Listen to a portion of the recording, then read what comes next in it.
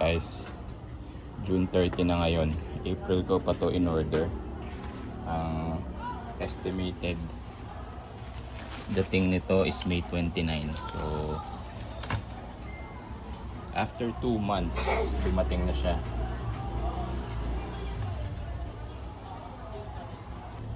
Ayan, galing sa PAW MR. Walang date dito kung kailan ko na order, pero alam ko April pa to. Okay, correction, March 26 ko pala siya na order, and binayaran ko din nung March 26. Na-ship siya ng June 29 and na-deliver siya today. Ang item na to ay may presyong 20,416, and ang dami kong na-discount. Actually, ang binayaran ko na lang is 15,834.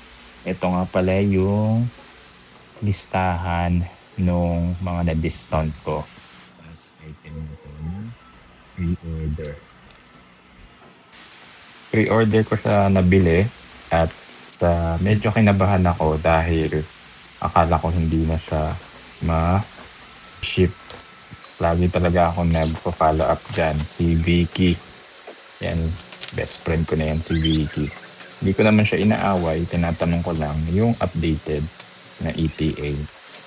Kasi nga, sa sobrang laki nung discount ko, baka iniisip ko i-cancel nila yung order. So, kahit pa paano, worth the wait na rin yung March 26 and then June 29. So, more than 2 months ko siyang pinantay.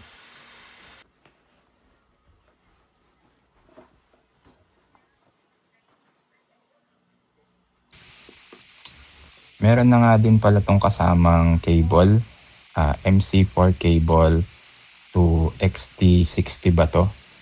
Pwede mo siyang i-charge using solar panel.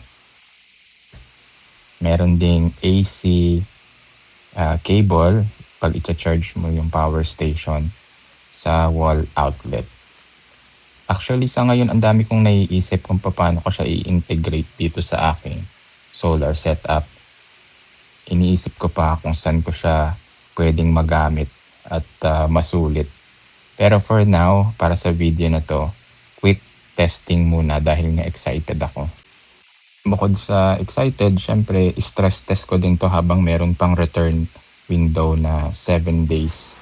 Diba? Kung sira man yung unit or ayun, kung may factory defect, diba, makikita na natin and within the 7 days return window pa. Meron din siyang manual. Ayan, tinabi ko lang yung manual. Meron din siya nung desiccant para ma-prevent yung moisture.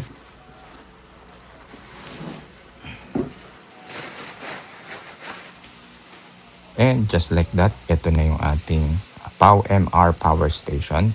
2 kilowatt hour capacity and 1,000 watts inverter. Closer inspection sa likod niya, meron siyang AC input to 20 volts, meron siyang overpower protection button, and then meron siyang DC input na 12 volts to 50 volts input for solar panel.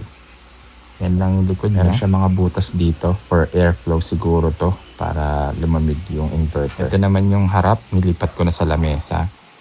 Meron siyang dalawang AC output and then on and off button plus 4 LED light indicator. Yan yung taas niya, mayroong dalawang handle for easy handling.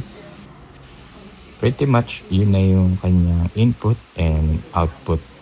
Wala siyang kahit na anong other output like USB or USB Type-C or even wireless charging. Wala. Yan lang talaga.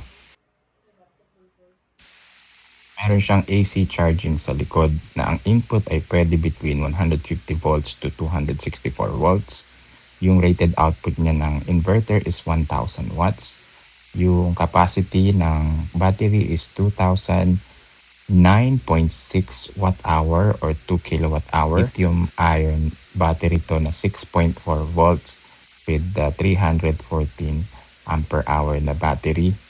Yung PV input kaya up to 450 watts max, or basta within those 12 volts to 50 volts na PV input voltage. Yung output niya is 220 volts to 240 volts. Ayun na lang muna mga sir.